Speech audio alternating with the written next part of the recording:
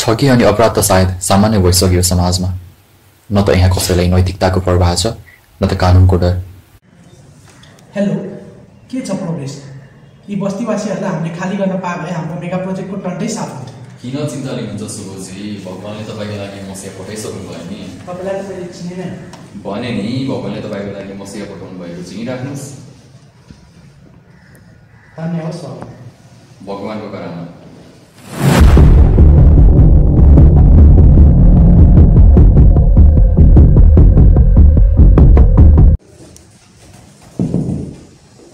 नमस्ते मन्त्रीज्यू। नमस्ते। अनि के सहयोग गर्न सक्छु म? मन्त्रीज्यू, हाम्रो बस्तीमा के ठुलो समस्या आइरहेको छ। खै कुन चाहिँ कम्पनीले हाम्रो बस्ती खाली गरेर त्यहाँ बिल्डिङ बनाउनु बनाएको छ। मन्त्रीज्यू, जसरी पनि हाम्रो बस्ती बचाइदिनु कि पऱ्यो कि हस्, भइहाल्छ नि। तपाईँहरूको हरेक कुरा सुन्नु नै हाम्रो धर्म हो। सो त्यो भएर चाहिँ तपाईँको केही हुनु, तपाईँको बस्ती के पनि हुँदैन। धेरै धेरै धन्यवाद मन्त्रीज्यू। यस्तो पनि ढिलो हुन्छ अभिषेकजी? दाना पानी काम त भइसक्यो, अब कामको कुरा त गरौँ। गति अनि मति मन पऱ्यो तपाईँको। बरु तपाईँले गर्न लागेको काम चाँडो गर्नुहोस्, मैले पनि यताउता व्यवस्था मिलाउनु पर्ने हुन्छ। यताउता गता त काम भइसक्यो, मैले बुझिसकेँ। अब तपाईँको यताउतालाई भनिदिनुहोस् र मसँग राम्ररी कोअपरेट गरिदिनुहोस्। तपाईँको बोलीलाई मैले धम्की सम्झिनुको आग्रह। अब तपाईँलाई जे सोच्नुहुन्छ त्यही सोच्नु।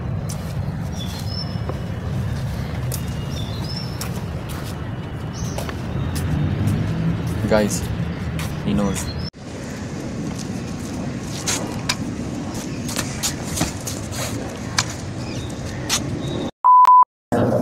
अदालतको कारबाहीहरूले प्रारम्भ भएको छ।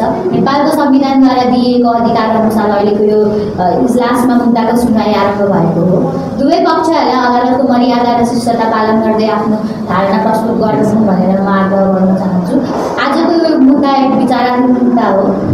मुद्दा नम्बर 750 तारापुर बस्ती खाली गर्नको लागि सरकारले दिएको निर्णय विरुद्ध गरिएको बस्तीवासीद्वारा दायर भएको मुद्दा हो। यस मुद्दाको आज अन्तिम सुनवाईका लागि मुद्दा दायर गर्ने पक्षको वकिललाई आफ्नो तर्क राख्न आमन्त्रण गर्न चाहन्छु।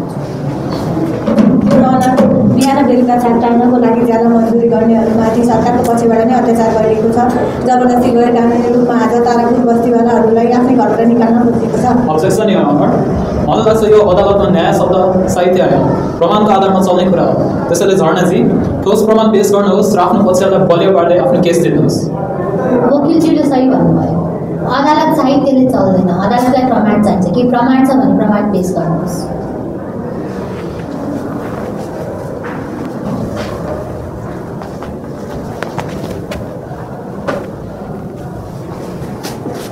झरनाजी, फाइल त खाली छ त, प्रमाण खोइ?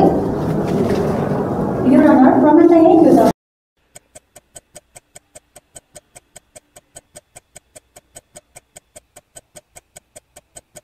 कुनै प्रमाण नपाइएको हुनाले तारापुर बस्तीका वासीहरूलाई आफ्नो वैकल्पिक आवास खोजेर सर्न र सरकारलाई तारापुर बस्ती खाली गर्नको लागि आदेश दिइन्छ भने वकिल झरनाले कोर्टको समय खेर फालेर कोर्टलाई गुमराह गर्न खोजेकोमा उहाँको लाइसेन्स 2 हप्ताको लागि रद्द गरिन्छ।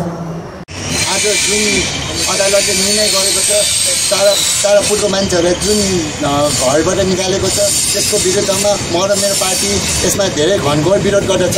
धन्यवाद।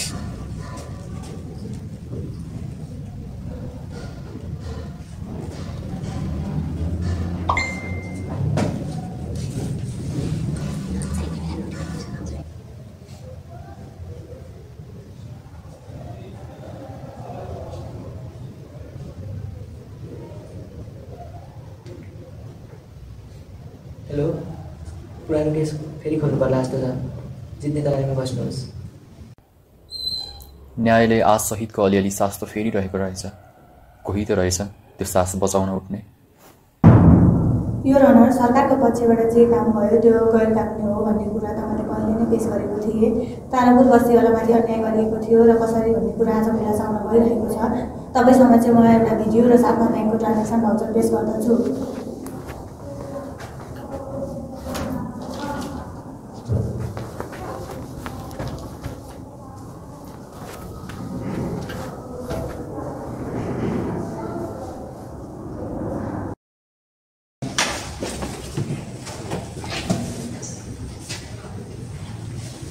हेलो अध्यक्षज्यू,